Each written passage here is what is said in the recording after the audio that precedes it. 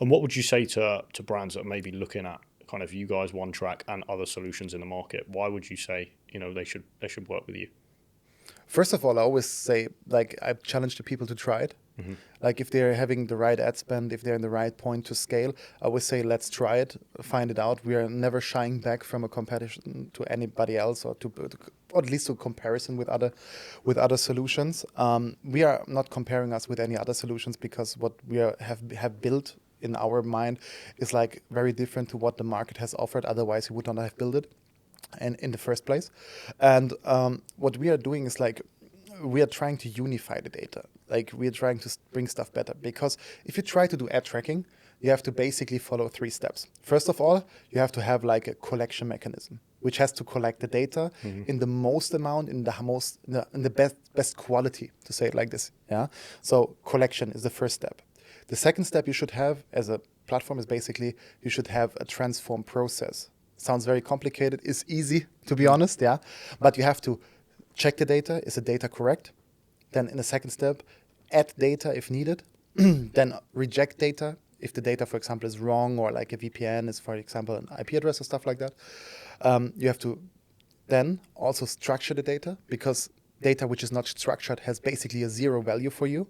So what you have to do is like, you have to structure data to analyze it, which is then bring it together in the customer profile. I have to know like, oh, this is first name Jordan, last name Dowdy. He's like basically coming from a TikTok ad 6 weeks ago, 4 weeks ago from a Google ad. Now he basically did an add to cart and purchased from a Google ad, for example.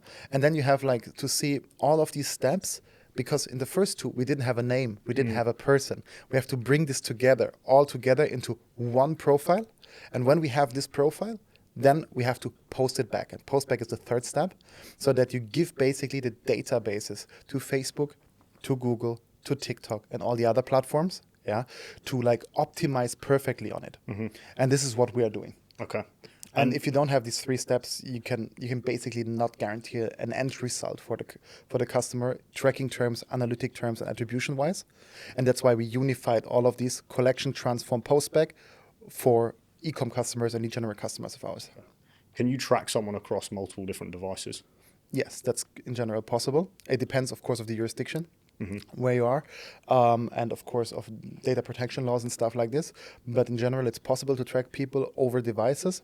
There's certain measures to do it. You can mostly only collect data in certain instances. People are popping up, for example, like on a Sunday evening on the couch on the iPad. They saw your Facebook ad, they click on it. Then on the Monday morning, they're sitting maybe like in the public transport and checking again and go through it, and like, oh, now they have a different network and a different device, so they're popping up there. And what you have to know about tracking will never be 100% business. Yep. If somebody's like telling you, oh, we are 100% tracking, I'm always very careful with words like that, especially as a German, because we try to be very precise, yeah, in this case.